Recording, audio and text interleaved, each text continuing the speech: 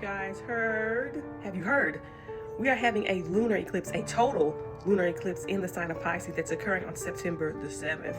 None of these bodies are cutting the Pisces moon any slack. You know why? Because it's a total lunar eclipse, which means the earth is going to go completely in front of the moon and say, what's good?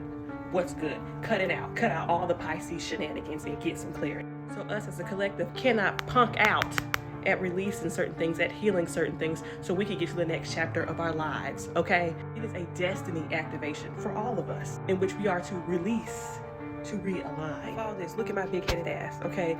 This is where the Pisces lunar eclipse will take place, right? This is the North Node, okay? These are the things that we have to release. Illusions, addictions, lies, deception, that victim mentality, living on the dream cloud. We cannot do that any longer. We need some clarity. And Saturn right here, the 29th analytic degree, has retrograded for us to finally get that final lesson and to actually take responsibility or some accountability for the shit that we've been blinded to or we've tried to overlook. During this time, it will be opposing the Sun and Mercury in the sign of Virgo, which is also conjunct the South Node in Virgo. So although I have to give it to you straight, with truth, no flaws, I also have to, in the collective, all of us, we have to let go of that skepticism, the negative self-talk, the nitpickiness, the perfectionism. Did I already say that? The horror habits, the disorders, the eating disorders, the mental disorders. We have to release that because of that South Node. That South Node is calling us to, this lunar eclipse is telling us to release toxic thought patterns so that we could gain clarity back to our Pisces area of life. Okay, so we could gain some spiritual clarity, but we can't gain spiritual clarity if we're mentally unwell. Get it?